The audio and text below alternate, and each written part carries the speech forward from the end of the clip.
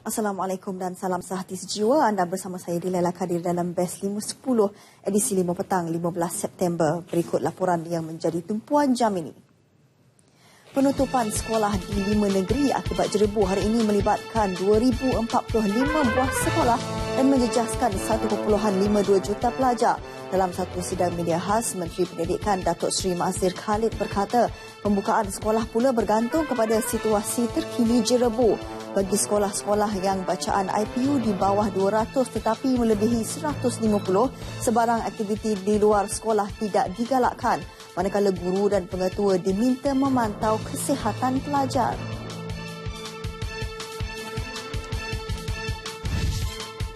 Operasi mencari dan menyelamat 7 murid orang asli dari Sekolah Kebangsaan Tohoi di Gua Musang yang hilang sejak 23 Ogos lepas diperluas kawasan pencariannya. Pengarah Jabatan Bomber dan Penyelamat Kelantan Azmi Osman berkata ia melibatkan radius 80 km di kawasan pedalaman dan sekitar aliran sungai dan tanah lapang.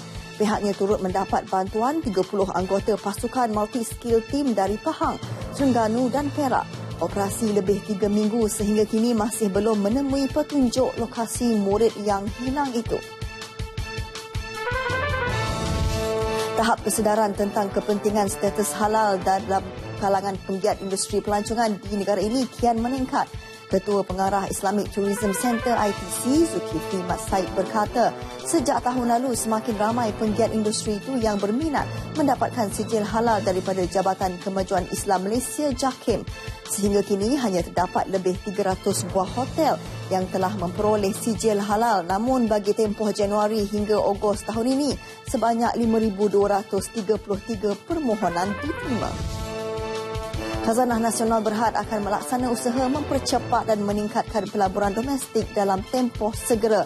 Dalam satu kenyataannya, sayap pelaburan kerajaan itu berkata ia melibatkan beberapa sektor utama dengan suntikan pelaburan RM6.77 bilion.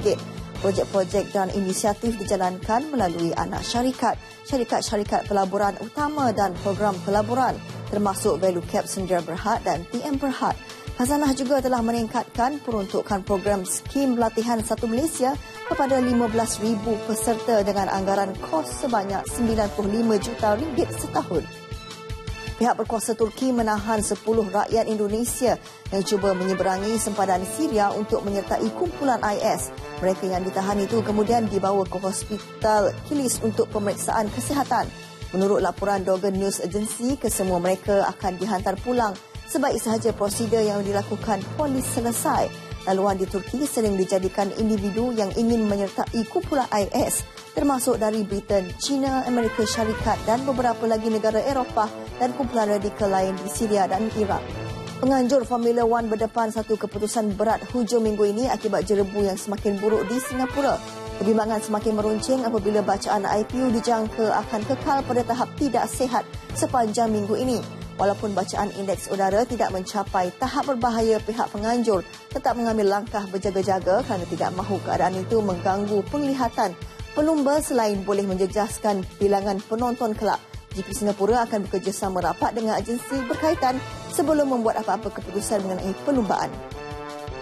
Baiklah, sekian Best 510 edisi 5 petang. Banyak lagi perkembangan berita dalam Nasional 5 selepas ini bersama Nolela Wahmanong. Dengan itu, saya Dilaila Kadir. Salam sehati sejiwa.